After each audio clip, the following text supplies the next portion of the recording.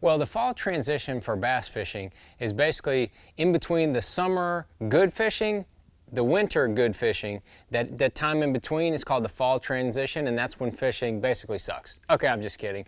It just gets a lot tougher because they're scattered, so it makes you have to change tactics a little bit, and you're not going to truly load the boat like you do in the springtime or really in the summer as well. Why do they shut down? Do you have any idea? Really, that transition is a good word for what happens in the fall, because as you go into the summertime, the fish are kind of staged out on the deeper structure. They're out there living. That's where the bait is. As we go into the fall, the bait starts to come up shallower. The bait really starts to scatter. Some of it starts to go in the backs of the creeks. Some of it's still in the main channel. Some of it's up near the surface. Some of it's still down deep. And so the fish are scattered as well. They're in the backs of the creeks. They're up shallow. They're a little deeper. They're in between. It just makes them harder to pinpoint.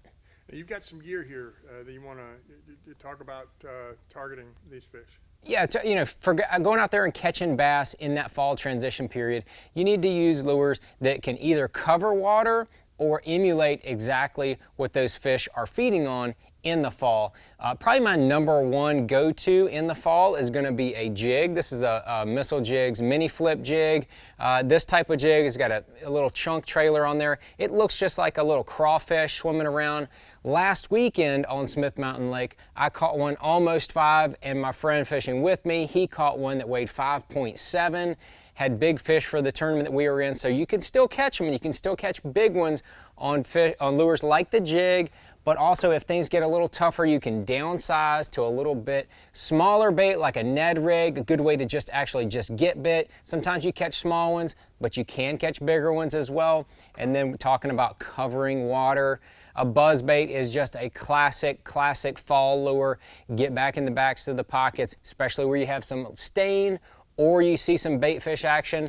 Throw that buzz bait, let that big old bass just come up there and crush it. A lot of fun. Last but not least, is a shaky head. Things get tough, maybe you don't have any wind, you're having a hard time. Throw in a shaky head, it's a little jig head with a straight worm on there. That's a Missile Baits magic worm.